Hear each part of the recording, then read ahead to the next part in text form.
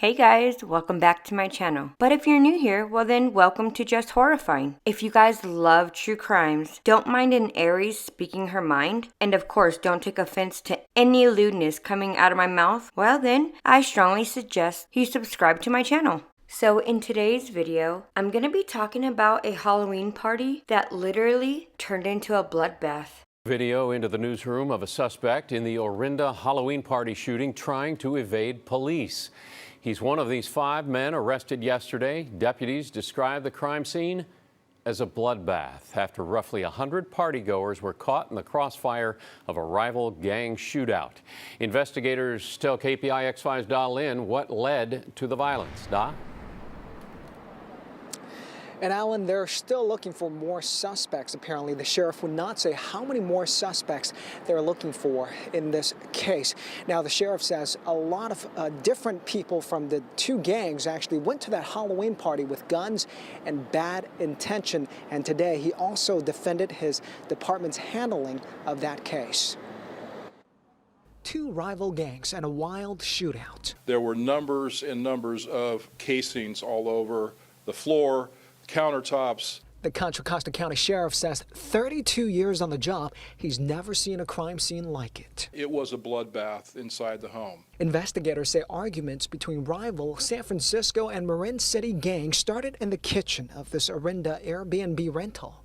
Someone accused someone of stealing. Then multiple gunmen opened fire. Roughly 100 partygoers, some caught in the crossfire, were running for their lives. Jumping over 30 feet over a balcony to escape. Police say of the 5 people killed, 2 of them, Raymond Hill and Javelin County, were armed and likely participated in the shootout.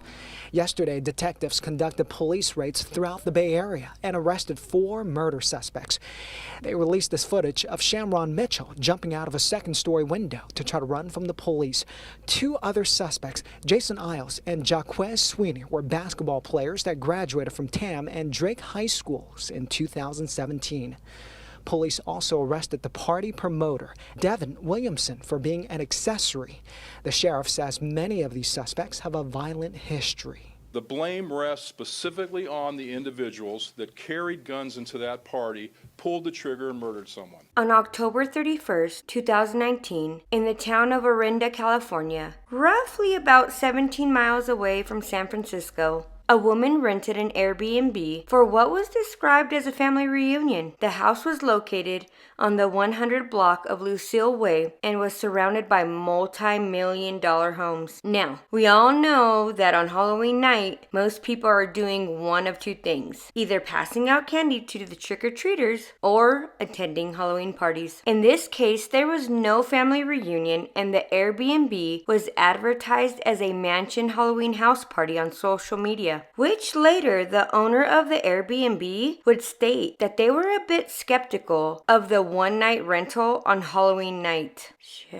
Duh. Meanwhile, on social media, someone by the name of Tone Capone 300 advertised an Airbnb mansion party with the caption, "We are going effing viral this weekend," and advertised the party as a BYOB and BYOW with a 10 p.m. doors open time. This party would go viral, but for all the wrong reasons. The party kicked off, and it didn't take long before it grew out of control, with an estimated of 100 partygoers attending. Local neighbors made several complaints about the noise to the property owners and even called the police. The homeowner had a Ring camera, and after reviewing the tape, quickly noticed that there was way more than 12 people in the property, which is what was agreed upon during the rental. The owners tried to make contact with the renter, but of course, with no such luck. At around 10:50 p.m., with sheriffs en route to the party, shots rang out. What was quickly a good time turned into chaos, with numerous partygoers fleeing the area. Some jumping off a 30-foot balcony, some hiding in bushes, some begged local neighbors to let them in, while others waited for Uber rides. Once the shots stopped, the police were able to enter the residence and located countless shell casings. Numerous individuals were injured. 4 were declared dead at the scene, and another individual later died due to her wounds. Witnesses described it as a chaotic scene, people running to take cover while others fell because they had been shot. The champagne they had been drinking earlier covered the floor, along with blood from the victims. The motive behind the shooting was unclear, with some partygoers saying it all started after someone attempted to steal property. But through the investigation, it was determined that a couple of the victims were known as gang members, and this led them to believe it had been a gang shootout. One of the victims, Ramon Hill Jr., who was 23, was associated with the San Francisco Page